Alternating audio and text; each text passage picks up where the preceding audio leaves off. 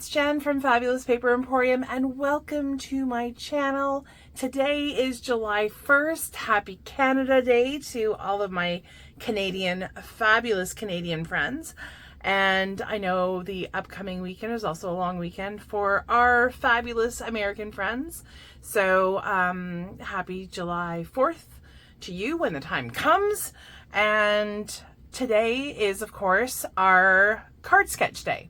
So this is our July card sketch. And of course, we are taking our inspiration from the two holidays that are upon us. And so this is just to give you an idea of where the inspiration came from. So some cute little banners and of course, all of this is an A2 card, and so if you're not aware of what an A2 card size is, it's cut from 8.5 by 11 sheet. You can get 2 cards out of an 8.5 by 11, and so this one is 8.5 by 5.5. So when you fold it, it becomes 4.25 by 5.5, and will fit into your standard envelope. So I will keep these always as A2 cards, just because they are, you know, super easy. And if you wanted to make a lot of them, then you can get, like I said, multiples out of one piece of 8.5 by 11.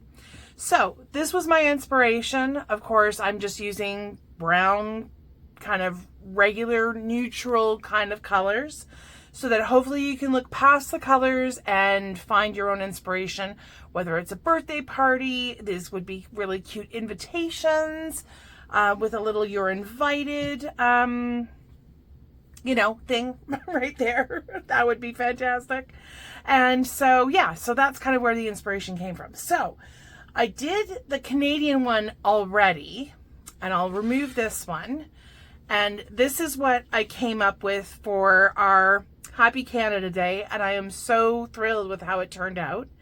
So I will go through all of the measurements. All the measurements are also going to be listed down below, so you don't have to worry about writing stuff down right now.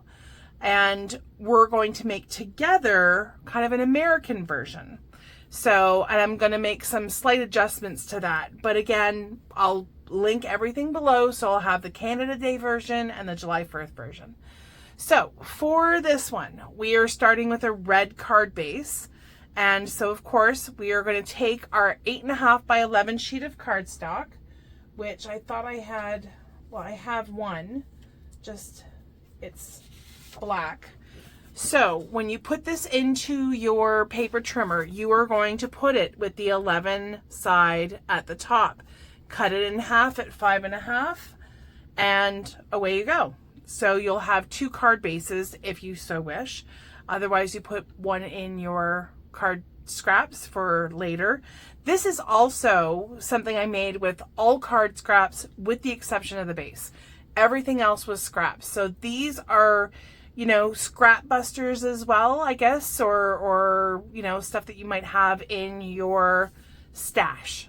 Maybe that's their stash busters, if you can say that properly. So again, so one piece, 5.5 by 8. This is scored at 4.25 to make the card base. The first layer, which is this white layer right here, is 3 3/8 wide by 4 5/8 long. The second layer, which is this beautiful maple leaf paper. This came from the O Canada 2 collection by Photoplay. And so this piece measures 3.25 by 4.5. This doesn't have to be pattern paper. It could be stamped paper. So you just take a piece of whatever color paper you so wish and stamp a bunch of images on it. It can be embossed. It can be plain if you want. If you want the pattern to be on the banners, have the pattern be on the banners. So there's a lot of versatility here. Then you're going to need, in order to make these banners, each of these banners are a little bit different in size. And I was just trying to get like some, you know, distance, you know, not perception. I can't remember what the word is. Anyways, so I've got my smaller ones up at the top. And so to do a layer of small ones, I've got six little flags on this banner. So this one is a 1/2 inch by 1 3/4 inches. And I'll show you how to cut those. And this one, this next layer is 3/4 of an inch by 2 1/4 inch. So you're just going to need a strip of paper or cardstock. And then this last one is 1 inch by 2 1/2 inch. And so when we make the 4th of July one, I'll go through how to make that. And then of course your sentiment, mine is the white layer is a 1/2 inch by 2 inches. The red layer underneath that is 5/8 of an inch by 2 1/8. And then I happen to find this sticker as part of the O Canada 2 collection. And so I just stuck it on there. If you have a stamp, just adjust the size of your cardstock to what your sentiment is. So if this happens to be an invitation, maybe it doesn't have to be, so it could be a you're invited. Maybe it needs to be longer, shorter. So you have complete creative control over what happens here. I popped up all of my flags on these things, foam things. So I have ones that are, you know, I guess average size, and these ones are just like itty bitty. So you can see how small those ones were. Those fit perfectly, but if you're going to put your flags off the ends, I also put the first layer. So this white cardstock is also on dimensionals, which had I thought this through, I probably wouldn't do again, because you do have to add extra. So I have a little flag off the side here. I had to add 2 of the foam dots, as well as this one and this one. So just keep that in mind, that if you have this layered, you're going to have to double layer anything that comes off the side to account for that. So that is it. Oops, the one other thing is, if you're using a colored cardstock, you may want to put white on the inside for any message. And this cardstock piece is 4 inches by 5 1/4. And that's basically all we need. So I'm going to set this aside. I want that right in the corner. Hopefully you can still see that. And then I'm going to bring in my cardstock and my pieces for the American one.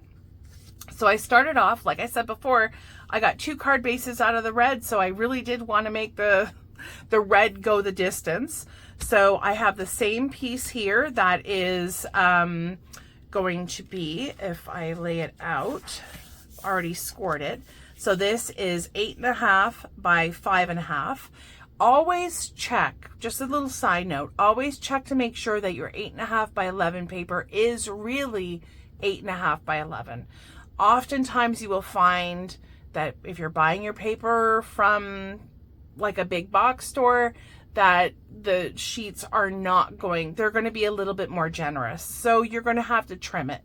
And so just wanted to let you know that, because there were years where I thought I was losing my mind because I didn't think I could score properly. And turns out that it just is the paper that I just assumed was the correct length and width. So anyways, I digress. You're also going to need a piece of cardstock if you want to put a cardstock, if you're using a colored base, then you're going to want to put this for the inside. And again, this is 4 inches by 5 1/4. And then we are going to need a white piece. We're going to use that as our first layer. And reminder, first layer is 3 3/8 by 4 5/8. I have this cute little gnome, Uncle Sam gnome, and the blue cardstock is cut at 3 1/4 by 4 1/2. I didn't have any stamps that would read for like 4th of July, but what I did have is I had the Oh my gosh, now I can't remember what it's called. 1 second.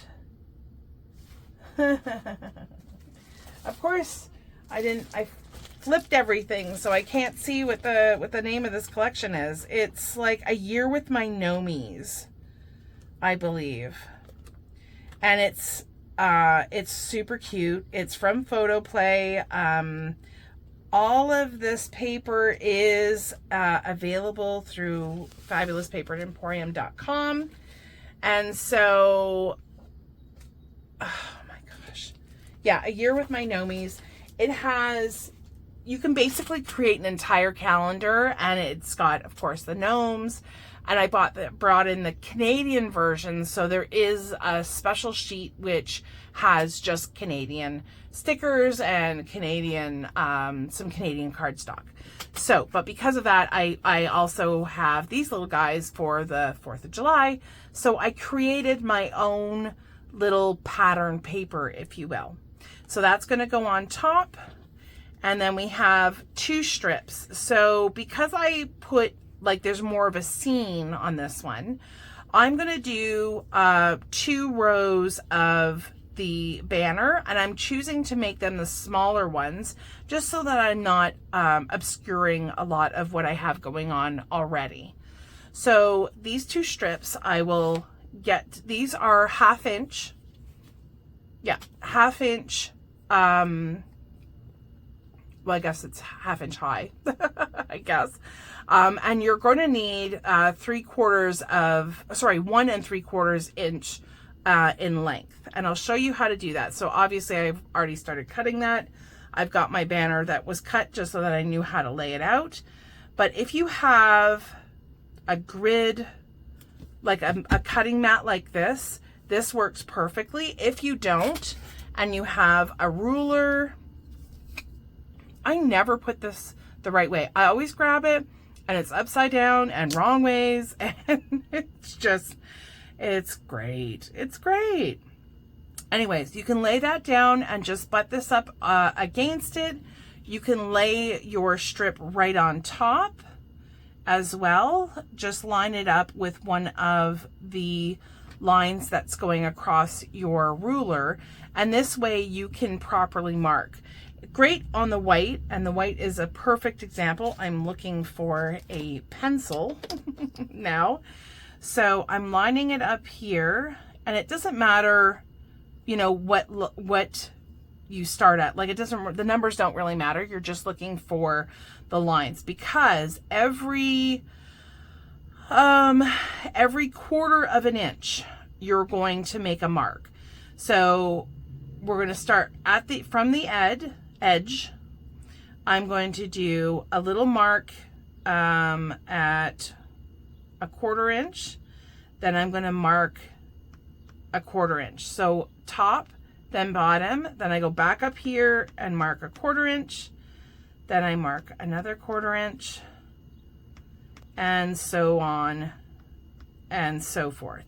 So here we'd have 1, 2, 3, 4, 5, and I need to make one more mark to make it 6. And that will give us enough of the white banners.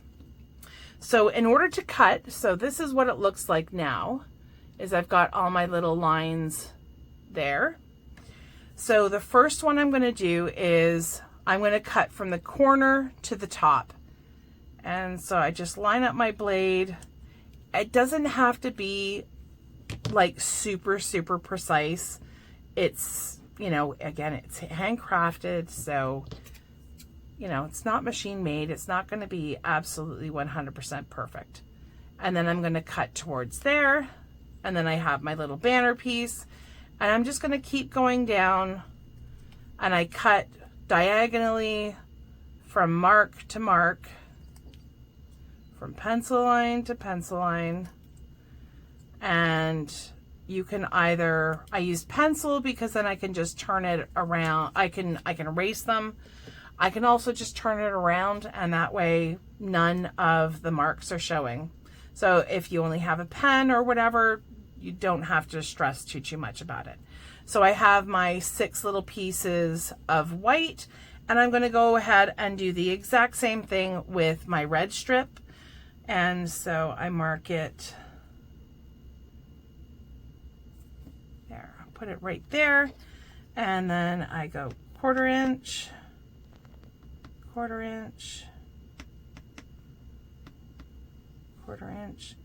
Harder to see on the red, that is for sure. 1/4. And so 1, 2, 3, 4, 5, 6.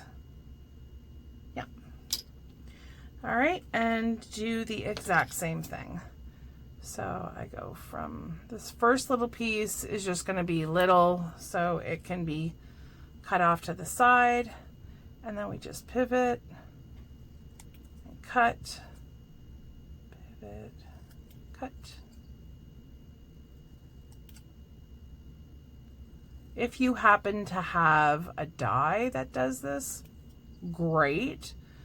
Then you can certainly get these done maybe a little bit faster, but you know, it's not super time consuming. Okay. If you are wanting to do something like what I did for the Canada and then do the small, medium, and then large, for the medium ones, instead of doing a 1/4 inch space, you're going to do 3/8 of an inch. And then for the larger ones, you're going to do a 1/2 inch and do the exact same thing. It just as your spacing is a little bit different. That's the only thing. Okay, so I have some leftovers. I'm going to put that off to the side. I'm going to put that off. And I think also what I'm going to do, it was funny, like when I was cutting this yesterday, I just kind of tossed them on here and everything was like a little bit askew. So something like that. And I think I'm going to do that one for this one. I'm not going to use any of the foam because I think I learned my lesson. One thing I did forget is I actually used some of this black twine to kind of show that it was like a banner. You can also use this as well, or some thread, or even just like take a Sharpie or a little marker and kind of draw your line maybe after the fact. And this way, once, you know, you have all your things laid out, then you can glue it. And then I would put any adornments, which would be your thread or yarn. Okay, so I think that's what I'm going to do for this one. Instead of, you know, aligning everything and being so precise, which is maybe something that I don't normally do. No, it's definitely not something I normally do. If you wanted to use and ink your edges, I didn't do that for this one. Although I do have red ink and I do have blue and, you know, that kind of thing. I just didn't really feel like inking stuff today. So we're just going to do these. Put them a little bit askew. This way it gives you a little bit more, I don't know, movement, I guess. You still have the color differentiating. Easy for you to say. And then now it's just a matter of placing your little banner things. So you can place them wherever you want. I'm going to follow a similar pattern to what I have done for my Canada Day, which was I did 6 here, and that's going to have to go a little bit.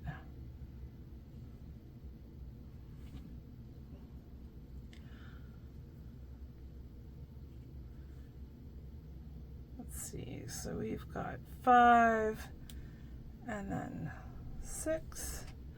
Again, positioning these is all up to you. You can change where they go, change how they look. You know, if you want them to look a little bit more, you know, swag-like, then you can certainly do that. I have no idea where my tweezers went, but it probably would be helpful. So something like that for the first one. And then the second one is going to probably drop down around here. And we want to do the red, white. And then, I don't even remember how I had this done the first time. Anywho. But if you have parts that cross over, you have parts that cross over. It's not a huge deal. But perhaps you want to put your first layer, maybe the first layer goes down, gets glued right directly on there. The second layer gets glued on the, gets put up onto foam dots. Maybe you only do one layer. I know I did more than one, and I feel like I am doing this. Oh, no, I possibly had it off the page. Anyhow, so let's see. I'm going to glue down this one first, and I will figure out what I'm going to do with the second layer. So I'll be right back.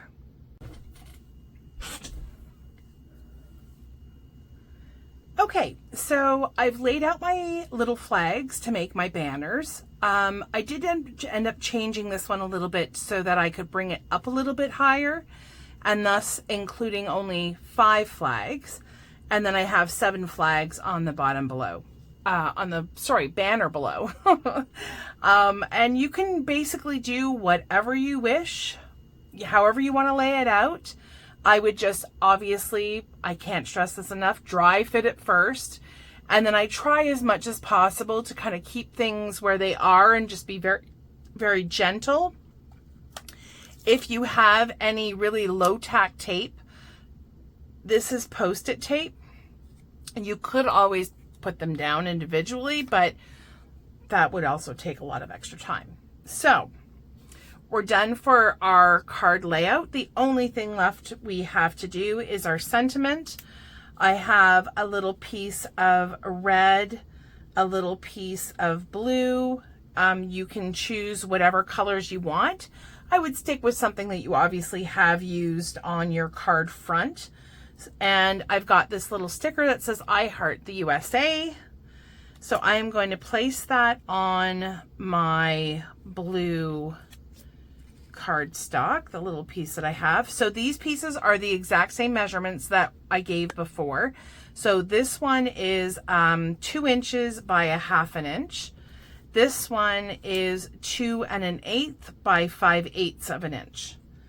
And so I'm going to place this. Oops, I need to move that over a little bit.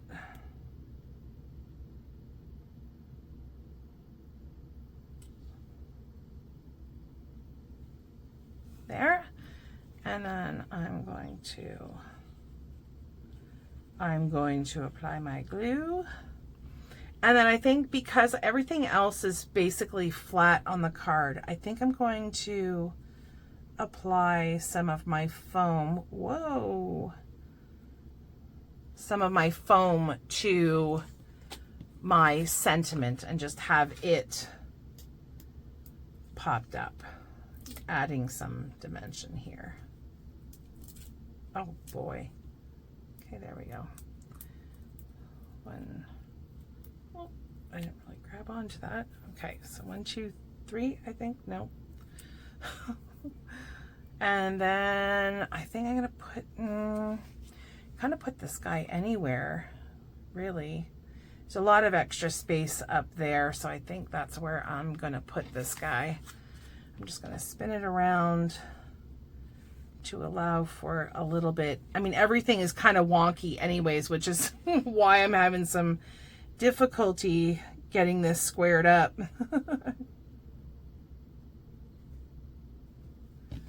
I think that looks pretty good. It looks wonky because everything else is wonky, so I'm just gonna go with it, right? Because this is the wonky card. So these are our cards for July. Hopefully you have found some inspiration in the card layouts that I have, gone through with you today. If you have any questions, feel free to post them in the comments below.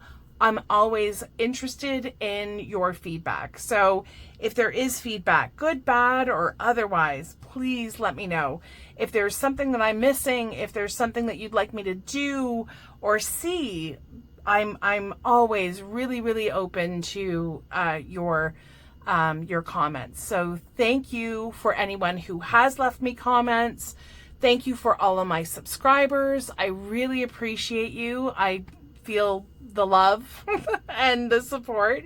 So thank you very much for that. Also, along that line, if you haven't already, put yourself in for my July 1st giveaway. There is still some time, so don't forget to do that. We're giving away a fabulous gift pack with the Better Press system. I will post the link below to that video, so hop on over and it will give you all the details. If you haven't already subscribed, please subscribe. I would really love to have you as part of our fabulous family of friends. So if you have made or decide that you want to make one of these cards with your own twist, using this as inspiration, I would love for you to share that. Pop on over to our Facebook page and share your wonderful creations. Would love to see them. Thank you so much for joining me today. I really appreciate it.